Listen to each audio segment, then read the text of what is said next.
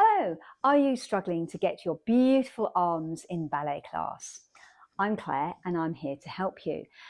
So we have a few reasons for having beautiful arm lines in ballet. First of all, it helps create the line of your dancing. So if you're doing even like a little basic exercise, your arms might be in first or they might be in second, but they're making the exercise look easy, or while you're actually dancing, they're belying the fact that your lower half is putting in so much effort. No matter how fast your feet are moving, your arms are looking elegant and graceful all the time. Well, that's the aim.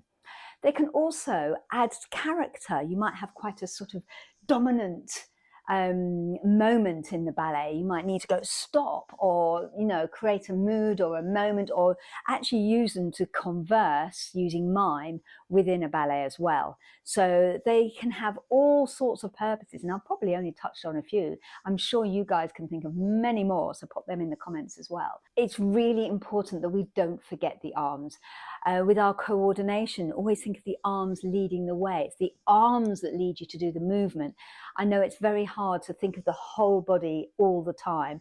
And when you're first learning a movement, sometimes it's so easy to think, I'll work on the feet and then I'll get the arms. Sometimes it helps to actually work on the arms first, then get the feet. How do we do that? Yeah, we know how important they are. We want to look like that elegant dancer with a long neck and the beautiful long flowing arms that look so elegant, but it is tricky. So first of all, hello. My cat's just having a meal. So first of all, you need to think of your foundations, yeah? It's very easy for your arms to show the effort if you're not actually using your foundation. So really think about engaging your core, think of using your core muscles, your stomach muscles, to make sure that those hips are neutral. So you're not arching your back like that, you're tipping your hips, you're not tucking under, but you're keeping your hips neutral. That will give you the foundation for holding that turnout and the strength for all the movements that you're going to be doing with your legs. Also, part of your core is making sure that your shoulder blades are flat on your back. So if you put your arms on your head like that, that's how you want your shoulder blades to remain. So as I put my arm out to the side and then down to bra bar, that shoulder blade stays flat. Yeah, it doesn't do that. It stays nice and flat. So I'm engaging these little muscles underneath that shoulder, the tip of my shoulder blade, to pull it out, almost like I've hugged it here. Sorry if that made my microphone squeak. Almost as though I'm hugging it here and pulling that shoulder blade around. And that creates a relaxation here. So you're not kind of tensing here, but that thinks of pulling those shoulder blades flat to your back. And that kind of gives you a support for your arms. Also, when you've got your shoulder blades held flat against your back like that, your arms kind of naturally hang from your body. If you've got your core engaged, they kind of naturally hang from your shoulders. Also think about your relationship to your body line. When your arms are in second, what you don't want is your arms to fall behind you. Yes, can you see if my elbows fall behind me, my back has got tense and it's not held in front, my shoulders aren't flat on my back, and it starts to make you look open here. You've lost your rib cage, you've lost your core. So keeping your arms in front of your body line. One way of doing that is to kind of look forward, and if I can see my fingertips wiggling, I know they're in the right place. If I can't, I've got my arms too far back. Another good way of practicing it is to put your back flat against the wall. Again, don't let the ribs expand, keep them contained. And when you do a port de bras through first to second, your arms shouldn't touch the wall. Yeah, I tried it with someone last night and they literally went bam, bam, ooh, and their arms are flat against the wall. So it's really easy to see how far back your arms are wanting to go naturally, so then you can correct it. Another thing with your arms is obviously they're always slightly curved. You're trying to remove the corners. We don't want angles, yes? We don't want them too bent. We don't want them too straight, yes? And we want the wrist and the fingers to all be in one lovely curve. If I was to drop a drop of oil on my shoulder, it would roll and then drip off my middle finger. You're trying to remove the corners and the angles of your elbows, your wrists and your fingers, and that creates this lovely fluid look, this lengthy look. With your arms, you've got your shoulders held flat on your back. Think of rotating the upper arm inwards and then the forearm. I'll just make sure you can see my whole arm. Your upper arm actually rotates inwards, and then your forearm rotates outwards so that your palm is forward when it's in second. I'm still working the shoulder blade so I don't get that effect. Sometimes when I say upper arm inwards, everyone goes, so this pops up. So again, you have to engage those muscles under the shoulder blade to keep this relaxed and your neck long. And then the upper arm goes out, so your elbows are essentially facing forward, and then your forearm rotates. You can actually rotate your forearm quite a lot without your elbow dropping. Often I'll say rotate the forearm and people go, whoop.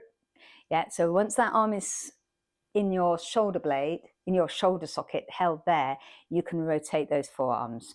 And that creates that nice curve. Also have a feeling of length. So this is more of an imagery. So imagine your arms are being pulled out from your shoulder blades. Imagine your arms are being pulled out from your sockets, okay? And again, that gives it that elongation. You can't actually lengthen your arms, but it's a bit like posture. You can go from there to there. Same with your arms. You can go from there to there, so it feels all elongated. I teach the RAD style of ballet. There are slight variations with hand positions, elbow positions. You might find in Russian ballet, it's a little bit more fluid on this and different styles will prevail. However, the way we teach it in the RAD is that it should be a gentle curve from there with no elbows. Yes, no elbows drooping, because again, that's losing that lift in that upper arm. Also think about your palm angles. If you've got your forearm rotated, then your palm angles will be naturally there. I'm going to sit up a bit. So if you see bras bas, can you see my palms are facing me? Yes, it's not that. Okay, because again, that would mean that my forearm is not rotated. So you rotate the forearm like you're holding a really delicate plate. Same with first, it's the same position. Second is pretty much the same position. You've just opened the arms to the side. And I'm not sure if you can see fifth. It's the same position. And again, the palm is facing me. Again, we don't want that position because it just loses the line. It loses that nice curve of the arm. Same in second. The palms aren't facing the floor, which kind of comes naturally. They're facing forwards. Now onto the really tricky bit. That's tricky enough. And again, you want them to feel relaxed. They don't want to be rigid and stiff because that's showing the effort that you're putting in. You want the effort to go down in your core, your turnout muscles, your feet, making sure that all that's working beautifully. It's like a massive exercise in isolation. Your upper body is absolutely floating and fluid while your lower body is working its socks off. Hands. There are lots of different variations of hands. Again, different styles will be slightly different. These need to match, as I said, match the line of your arm. They're not an addition. So sometimes people kind of do that when you're thinking of curving the arms and hands. Think of that being one line all the way down right through so we don't get any angles. Same with the fingers. You don't want to have fingers making an angle in your hand. You want that nice curve like that.